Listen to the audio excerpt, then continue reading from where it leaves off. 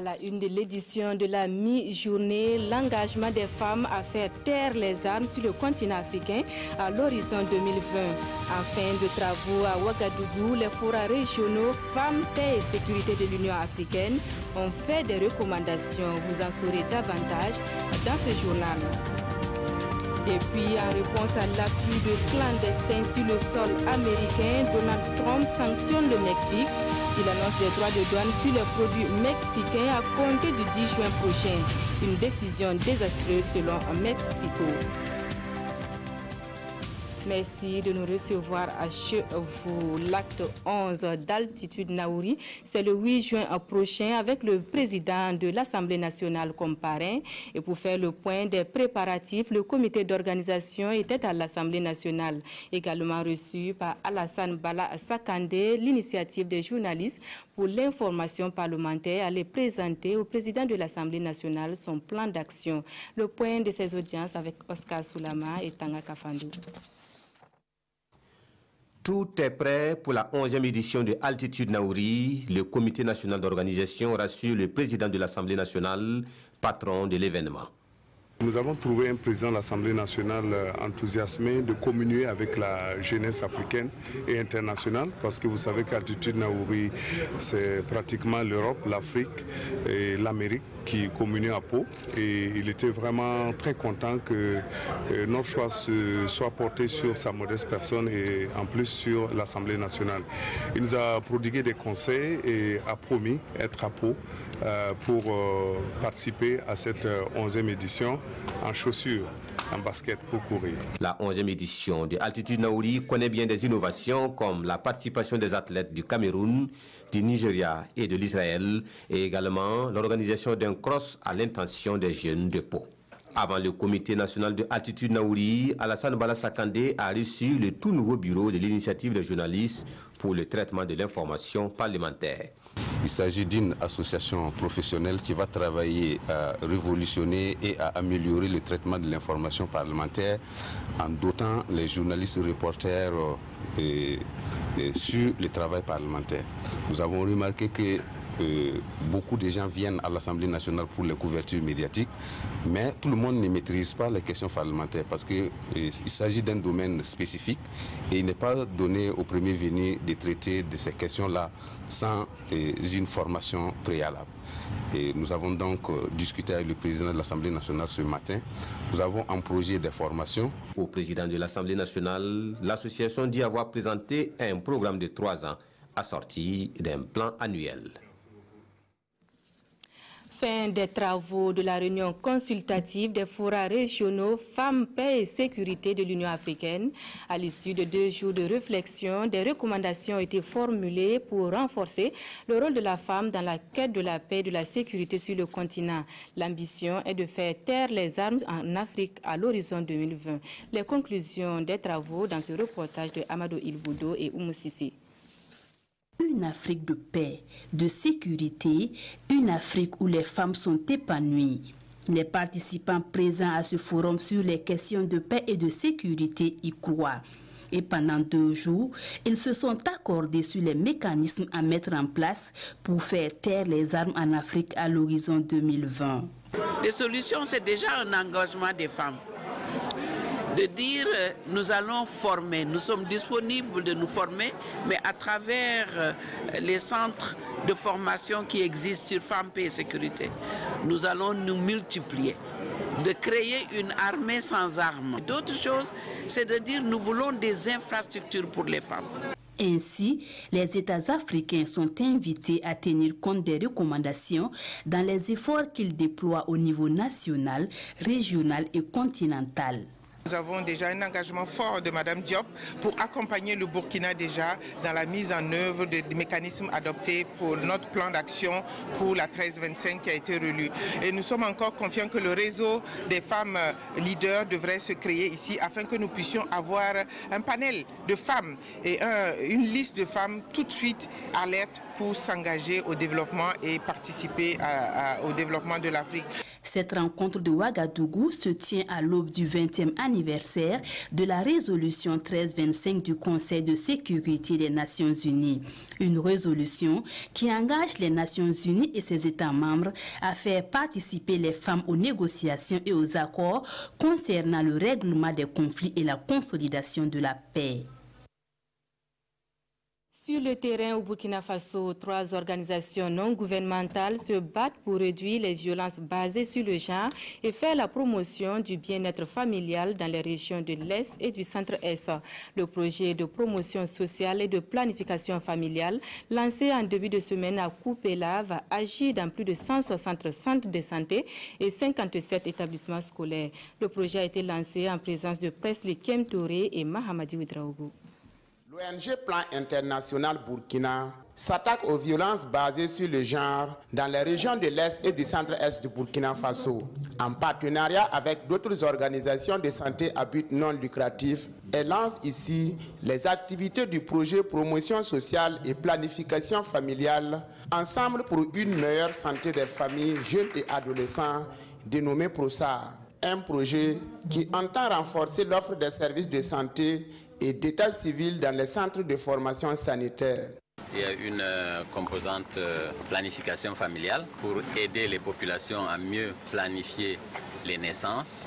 Et puis il y a un volet santé de reproduction, donc pour permettre aux jeunes femmes et jeunes filles d'accéder aux services de santé de reproduction pour une meilleure santé de cette population, leur apprendre à gérer leur santé sexuelle et reproductive. Le troisième volet, c'est celui de l'enregistrement des naissances. Il est important que les enfants qui naissent soient enregistrés et leurs actes de naissance pour qu'ils puissent bénéficier de tous les droits qui sont liés à ça. Ce projet à dimension sociale accompagne plus de 160 centres de formation sanitaire et 57 établissements scolaires dans l'amélioration de la santé maternelle et infantile.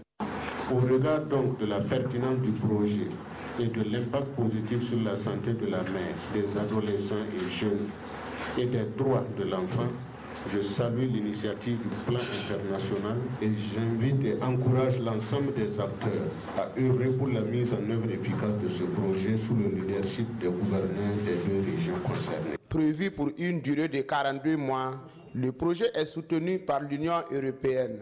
Son coût global est d'1,7 milliard de francs CFA. S'il y a une question sur laquelle il est aussi temps d'agir, c'est bien la problématique de la gestion hygiénique des menstrues en milieu scolaire, puisqu'elle impacte négativement le cursus scolaire de plus d'une fille. Le ministère en charge de l'Éducation nationale et ses partenaires ont célébré ce 30 mai la Journée mondiale de l'hygiène menstruelle, occasion de plaider pour une mutualisation des efforts afin de donner aux jeunes filles les informations et les moyens techniques de gérer convenablement leurs menstrues. Constantin Ouedraogo et Moussaki. Un sujet autrefois tabou devenu aujourd'hui un véritable problème dans le système éducatif burkinabé.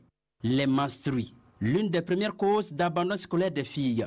Une étude menée au Burkina Faso au Niger par l'UNICEF en 2013 révèle que 83% des filles en période de menstrues participent moins aux cours. Les scolaires présents à la célébration de la Journée mondiale de l'hygiène menstruelle à Ouaïguia interpellent les responsables éducatifs et leurs partenaires. Pour changer cette situation, nous pensons qu'il faut informer davantage les jeunes filles et accroître nos connaissances pour nous permettre de parler librement des menstruations. Des dispositions pratiques doivent être prises à tous les niveaux pour non seulement créer des espaces d'échange, mais aussi des espaces propres qui respectent notre intimité. La gestion des menstrues passe nécessairement par des actions fortes.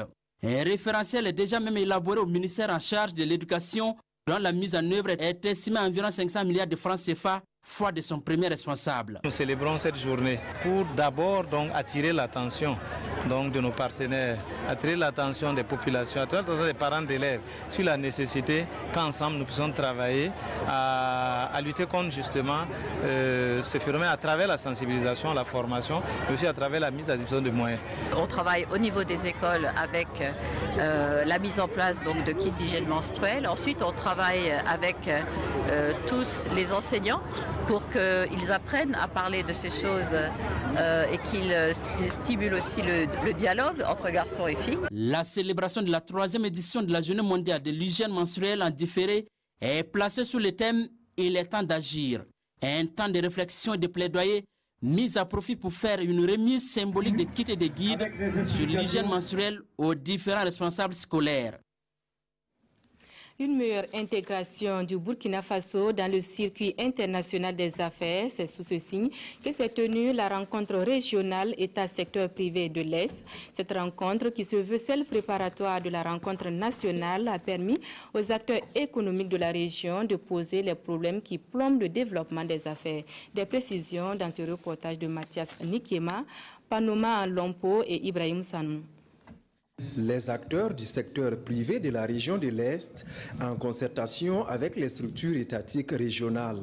L'objectif est d'échanger sur la stratégie d'intégration des entreprises burkinabées dans les chaînes de valeur nationales, régionales et internationales. Il faut dire que le thème a été éclaté en 2 sous-thèmes, voilà, qui expliquent très bien en fait le fondement du thème. Il s'agit de sous-thème 1, c'est les alliances, voilà, les alliances stratégique dans les chaînes de valeur. Sous-thème 2, c'est la qualité, voilà, des produits burkinabés, enjeux et perceptives. L'état de lieu du moins, enjeux et perceptives. Et des recommandations sont faites ici en prélude à la rencontre nationale qui se tiendra dans les jours à venir. La première préoccupation est une unité de transformation des produits forestiers non liés, notamment les amendes de qualité. Et comme deuxième préoccupation majeure est une unité moderne de fabrication d'emballages biodégradables. Et ensemble, nous avons trouvé que ces 2 préoccupations étaient pertinentes et ça manquait à la région. Pour pallier ces difficultés, des actions sont en cours de réalisation, entre autres la construction d'un abattoir frigorifique à Fada ainsi que d'un port sec d'une valeur d'environ 3 milliards de francs CFA. Le mois de Ramadan tire à sa fin et les derniers jours de jeûne est une période de ferveur religieuse accompagnée de pratiques pour bonifier le jeûne. Au nombre de ces pratiques, la prière de minuit ou le Qiyamul Layl, le sens et l'intérêt de cette pratique dans ce reportage de Idrissa Gwarga et Draman Guéné.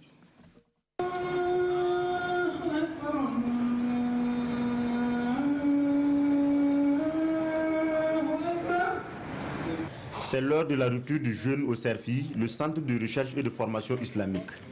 Le muezzin annonce la prière. La plupart des fidèles présents ici à la mosquée y restent pour la prière de minuit, le Qiyamul Layl. C'est une prière qui a lieu toutes les 10 dernières nuits du mois de Ramadan. Le Qiyamul Layl, une épreuve aussi vieille que l'islam lui-même. C'est une action qui est recommandée et qui vient donc de la tradition du prophète Mohammed sallallahu alayhi wa sallam.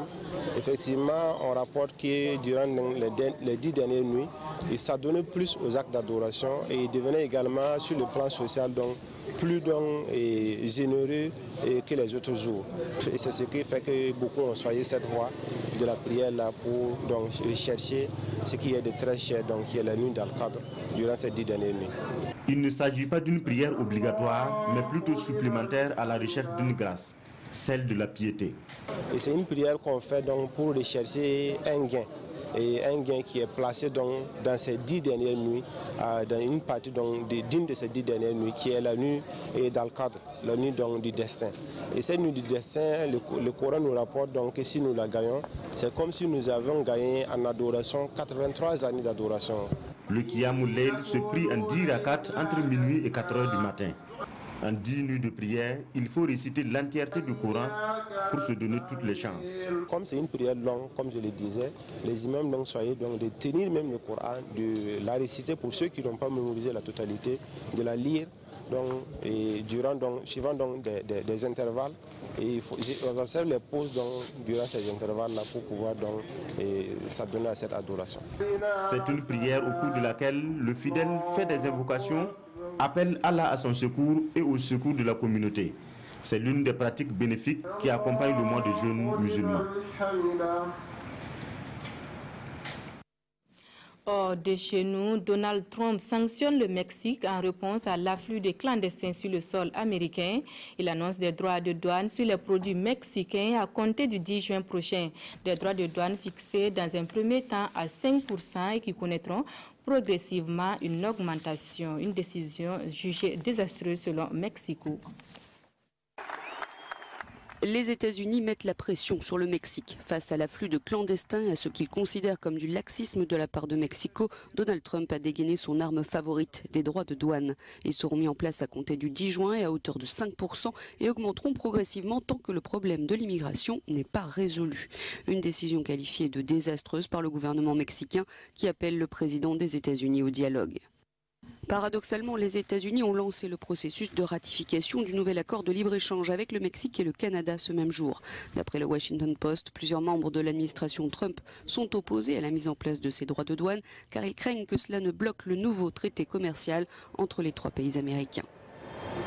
Mais Donald Trump n'a pas entendu ces craintes. Quelques heures auparavant, il avait annoncé qu'un groupe de plus d'1 millier de clandestins avait été arrêté à la frontière mexicaine au niveau d'El Paso, Texas. Intolérable pour celui qui ne peut bâtir comme il l'entend le mur promis à ses électeurs. À présent, une lecture croisée des quotidiens, une lecture faite pour nous par Abdul Rasmane Zongo. L'hôpital polémique, équivoque, virtuel ou réel, le fameux hôpital de référence, c'est selon, sur la route de l'ouest du Burkina Faso, déchaîne les passions et cristallise encore l'attention. Oui au projet de l'hôpital de référence sur le site de Kouwa, rapporte l'Observateur, de la part des partisans du Yes, c'est-à-dire du Oui, qui hier jeudi ont battu le bitume pour inciter le gouvernement à cet effet. En d'autres termes, selon le quotidien, il s'agit d'une marche de soutien pour la construction du CHU dans la forêt classée de Kouwa. OK pour l'hôpital sur le site de Kouwa, s'exclame l'Express du Faso. Face au oui ou au pro, les non ou les anti ne sont pas loin. Sont de ceux-là Pascal Zaïda, qui dans le journal du quotidien affirme: la forêt classée de Kouwa n'est pas à louer, on ne détruit pas de vies pour en soigner. Ces marches contre marches à propos de la forêt classée de Kouwa, remarque l'Express du Faso, ravivent avec une grande similitude, il n'y a pas longtemps, le spectre des marches contre marches, recto verso, entre pro et anti, entre l'opposition et la majorité, en 2013 et en 2014. Après la marche de ce jeudi, ajoute Sidoya, initiée par le mouvement pour le développement de la ville de Sia, une contre-marche est prévue ce samedi. Sauf qu'il y a un hic. Selon notre confrère, des menaces fusent partout contre tous ceux qui participeraient à la marche du samedi. Les médias ne sont pas en reste. Il leur est interdit également de couvrir cette marche et Sidoya interpelle alors les autorités compétentes à anticiper.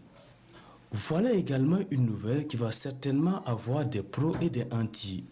Si Roch échoue à la présidentielle de 2020, il va à la CPI. Ce ne sont pas mes mots, mais le propos plutôt durs de Pascal Zaïda dans l'Observateur.